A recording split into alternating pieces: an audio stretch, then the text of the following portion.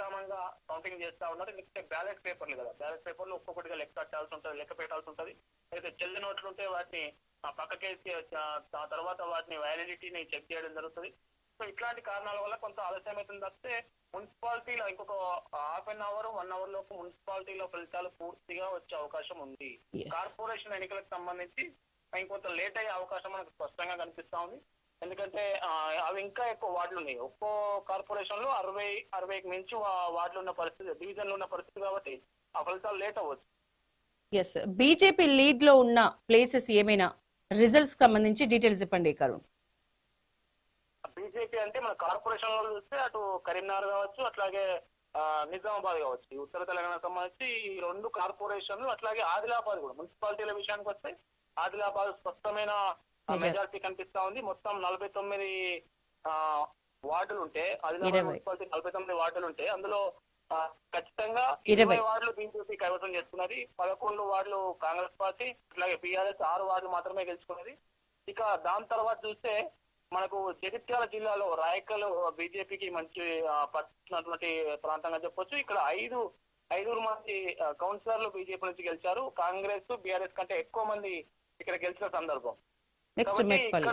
ఇక్కడ స్పష్టమైన మెజారిటీ ఎవరికి రాలేదు. 5 బీజేపీకి ఉన్నది, 3 బీఆర్ఎస్, 3 కాంగ్రెస్. కాబట్టి మన అధికార పార్టీ ఏం చేస్తుంది, ఇతరులు కూడా పెద్దగా తీసుకోవడానికి లేదు. వాళ్ళని కలుపుకొని, అంటే ఇంకా బీజేపీ ఇక్కడ చైర్పర్సన్ పీఠం ఏర్పాటు చేయాలంటే ఇంకా 2 కౌన్సిలర్లు అవసరం పడుతుంది. కానీ ఇతరులు ఇండిపెండెంట్ గా గెలిచిన వ్యక్తి ఒకరే ఉన్నారు. కాబట్టి ఇక్కడ ఎవరు ఏ నిర్ణయం తీసుకుంటారు, ఎవరు ఎటు పోతారు అనేది మనం చెప్పలేము. మెట్పల్లి కూడా బీజేపీ కౌన్సిలర్ ఎక్కువ గెలిచినటువంటి మున్సిపాలిటీగా మనం చూడొచ్చు. ఇక్కడ 7 మంది 26 వార్డులు ఉంటే 19 వార్డుల రిజల్ట్ మాత్రమే బయటకు వచ్చింది.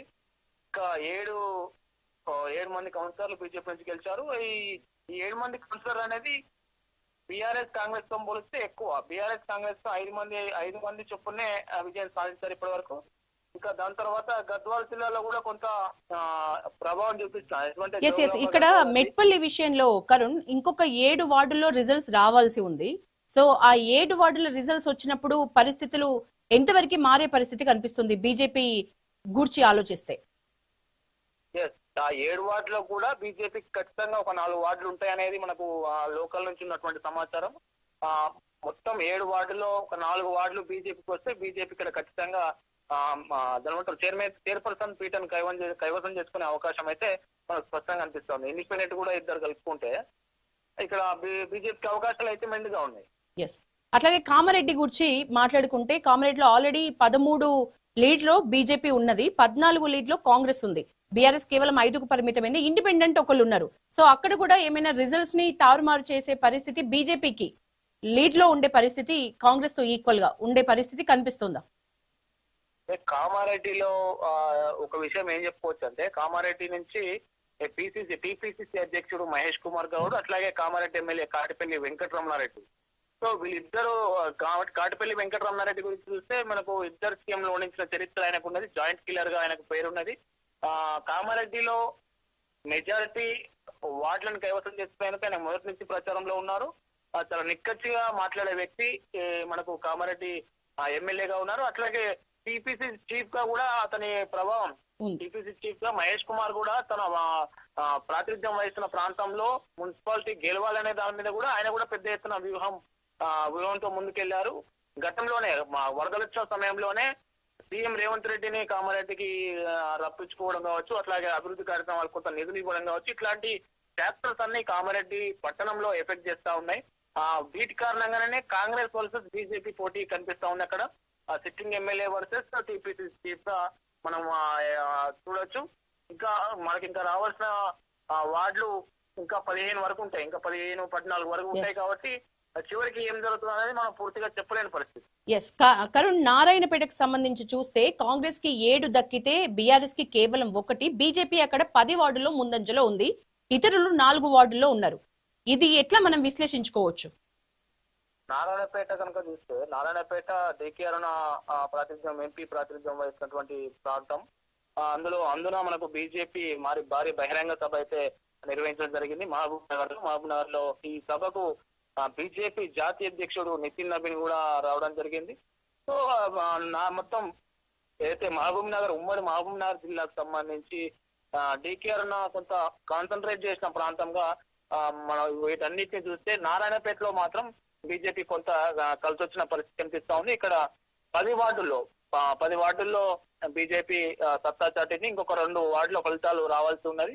ఇప్పుడు ఉన్న ఫలితాలు కనుక మనం విశ్లేషిస్తే 4 ఇండిపెండెంట్ అభ్యర్థులు బీజేపీతోని అంటే డికేఆర్ నగర్ కొంత దీని మీద కొత్త వ్యూహంతో ముందుకెళ్తే ఆ ఇండిపెండెంట్ 4 కలుపుకుంటే ఖచ్చితంగా నారాయణపేటలో బీజేపీ చైర్పర్సన్ పీఠం అయితే దక్కించుకునే అవకాశాలు అయితే కనిపిస్తా ఉంది. ఎస్, ఇదే బీజేపీ రిలేటెడ్ మనం మాట్లాడుకుంటే కరుణ్, నిర్మల్ జిల్లాకి సంబంధించి ఖానాపూర్ లో 4 వార్డులతో బీఆర్ఎస్ అలాగే బీజేపీ ఈక్వల్ స్థానాల్లో ఉన్నాయి. ఒకటి ఇతరులతో ఉంది. సో ఆ ఒకటి క్యాప్చర్ ఎవరు చేసుకుంటే వాళ్ళకి మనం మెజారిటీ ఇచ్చేయచ్చా?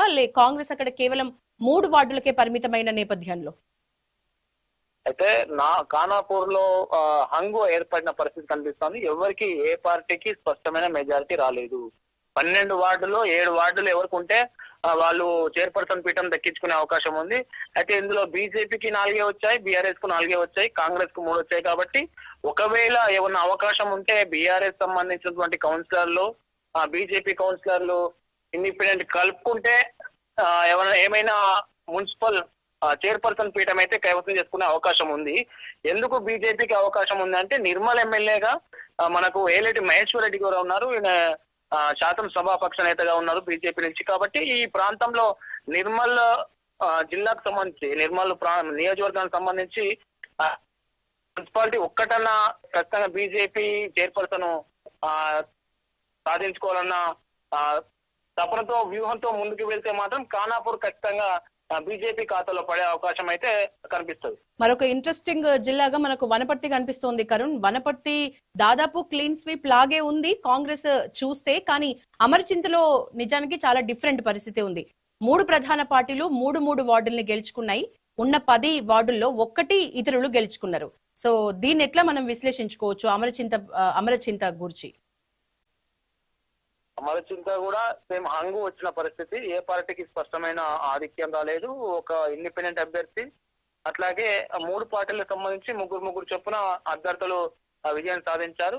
ఇక్కడ వనపర్తి కూడా ఈ వనపర్తి జిల్లాలో సంబంధించి అటు వనపర్తి కావచ్చు, పెబ్బేరు కావచ్చు, ఆత్మకూరు కావచ్చు, అమరచింత కావచ్చు, కొత్తకోట కావచ్చు, ఇవన్నీ కాంగ్రెస్ ఎమ్మెల్యేలు ప్రాతినిధ్యం వహిస్తున్న ప్రాంతంగా మనం చెప్పవచ్చు.